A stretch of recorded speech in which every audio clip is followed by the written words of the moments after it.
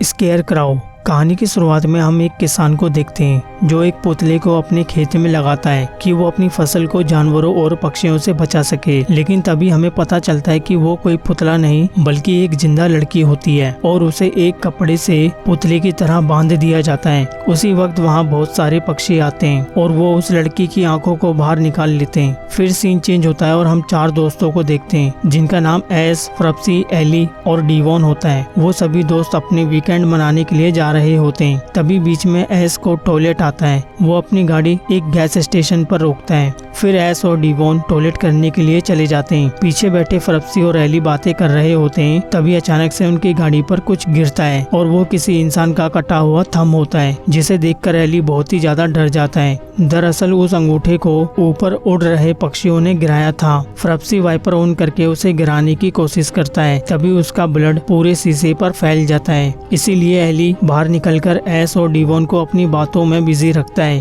ताकि वो इस कटे हुए थंब को देखकर ना डरे। तब तक फ्रप्सी सब कुछ साफ कर देता है और अब वो सभी को बताता है कि यहाँ से कुछ दूरी पर लेक और खाड़ी है, वहाँ पर जाकर हम आज एक दिन स्पेंड कर सकते हैं। बाकी तीनों फ्रेंड उसकी बातों को मान लेते हैं और अब वो अपनी गाड़ी को वहीं पर पार्क करके पैदल ही लेक की तरफ निकल जाते हैं। तब वहाँ पर उन्हें एक बोर्ड मिलता है जिस पे लिखा होता है कि इससे आगे जाना मना है, लेकिन वो सभी उस पर बिना ध्यान दिए आगे निकल जाते हैं। आगे जाने पर उन्हें खेत में लगा एक पुतला दिखाई देता है। वो सभी उस फार्म से होते हुए आगे निकल जाते हैं, लेकिन तब डीवॉन देखती है कि उस एरिया में मोबाइल नेटवर्क भी नहीं होते। इसलिए वो फ्रप्सी पर काफी गुस्सा होती है क्योंकि उसी ने ही ये घूमने के लिए लोकेशन सेलेक्ट की थी। आगे जाने पर एस को एक क्राउ उंगली खाते हुए दिखाई देता है, इसीलिए वो काफी ज्यादा डर जाती है। लेकिन फ्रप्सी उसे बताता है कि वो सिर्फ किसी कीड़े को खा रहा होता है, इसीलिए वो सभी बिना सोचे समझे आगे निकल जाते हैं। हालांकि एली और फ्रप्सी को पता होता है कि वो इंसान की उंगली थी। उसी वक्त हम एक इंसान को खेत में भागते हुए देखते हैं जिसके मुंह पर एक नकाब होता है और वो अपना नकाब हटाता है और जोर जोर से हेल्प के लिए चिल्लाता है। लेकिन तभी पीछे से वो फार्मर आ जाता है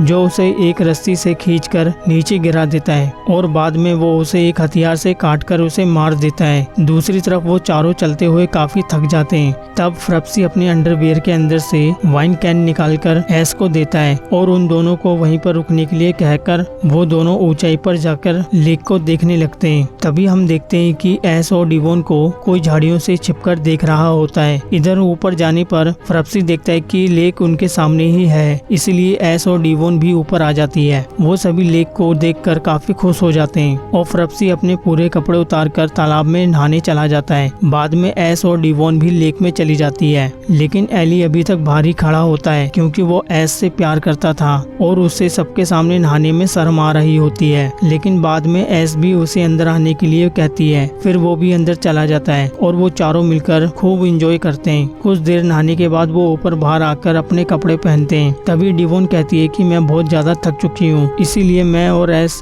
यहीं पर रुकते हैं, तुम दोनों वापस जाकर गाड़ी यहीं पर ले आओ। फ्रप्सी उनकी बातों को मान लेता है और एली के साथ वहाँ से वापस निकल जाता है। यहाँ एस और डीवॉन अकेली बैठी होती है। तभी एस को वहाँ पर किसी का होने का एहसास होता है, लेकिन डीवॉन उसकी बात पर ध्यान नहीं देती। इधर वो दोनों गैस स्टेशन तक पहुंचते हैं तो उन्हें वहां पर अपनी कार नहीं मिलती, इसलिए वो दोनों काफी परेशान हो जाते हैं। फ्रप्सी एली को डांटने लगता है क्योंकि वो कार उसके अंकल की थी जिसे वो ट्रिप के लिए उधार मांगकर लाया था। इस वजह से उन दोनों में झगड़ा होने लगता है। दूसरी तरफ फिर से उन दोनों को किसी की आहट सुनाई देती है, जिससे वो दोनों डरकर वहाँ से भाग जाती हैं और भागते हुए उन दोनों के पास जाती है। उन दोनों को देखते हुए वो शांत हो जाते हैं और उन दोनों को बताता है कि हमारी कार चोरी हो गई है। ये सुनकर एस और डीवॉन भी परेशान हो जाती है क्योंकि अब रात होने वाली थी और वो सभी भूखे और प्यासे होते हैं क्योंकि उनका खाना कार के अंदर ही था जो चोरी हो गई थी। अब वो बातें कर रहे ही होते हैं, तभी उन्हें वो फार्मर दिखाई देता है जिसे देखकर वो सभी हेल्प के लिए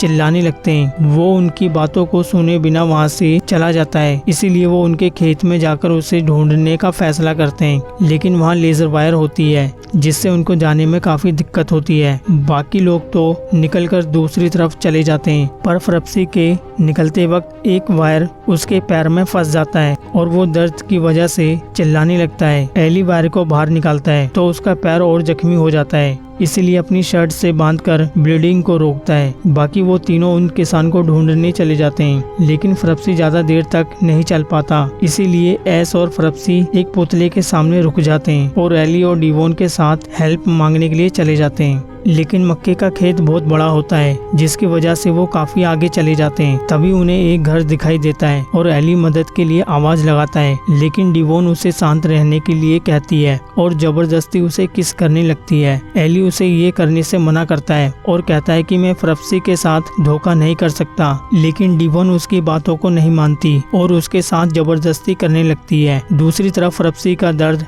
लगातार बढ़ रहा होता है और वो एस को सिगरेट पिलाने के लिए कहता है। वहीं एली और डिवोन एंजॉय कर रहे होते हैं। तभी एली को सीटी की आवाज सुनाई देती है, इसलिए वो डिवोन को रुकने के लिए कहता है। जैसे ही पीछे मुड़ तो वो किसान उसे पीट कर बेहोश कर देता है। उसे देखकर डिवोन बहुत ही ज्यादा डर जाती है और वो वहाँ से भागने की कोशिश करती है, लेकिन वो उसे भी पीट कर बेहोश कर देता है, जिसके बाद वो उन दोनों को घसीटते हुए वहाँ से ले जाता है। दूसरी तरफ उन दोनों को इंतजार करते हुए काफी देर हो जाती है और अब रात भी हो जाती है। तभी एस नोटिस करती है कि वहाँ पर लगा वो पुतला मूवमेंट कर रहा होता है। उसी वक्त फ्रप्सी कहता है कि मुझे फ्रेश होना है। फिर एस उसे उठाकर खेतों में ले जाती है। दूसरी तरफ वो किसान डिवोन को अपने घर ले जाता है, जहाँ पर हम देखते हैं कि वहाँ पर और लोगों को भी किडनैप किया गया था। अब वो डिवोन को भी वहाँ बांध देता है। तभी उसे होश आ जाता है, जिसकी वजह से वो चिल्लाने लगती है। इसीलिए वो किसान परेशान होकर उसके मुंह को एक धागे से सील देता है। बाद में वो दूसरी लेडी को उठाकर वहाँ से ले जाता है। दूसरी ओर फ्रप्सी फ्रेश होने में काफी टाइम लगा देता है, इसलिए वहाँ खड़ी एस उस पुतले को देखने लगती है। तब वो देखती है कि उसमें से कुछ कीड़े बाहर निकल रहे होते हैं, जिसे देखकर वो काफी ज्यादा डर जाती है और फ्रप्सी को थोड़ा जल्दी करने के लिए कहती है। दूसरी तरफ वो किसान एली को भी घर ले आता है। तब डिवोन उसको होश में लाने के लिए जोर से चिल्लाने की कोशिश करती है,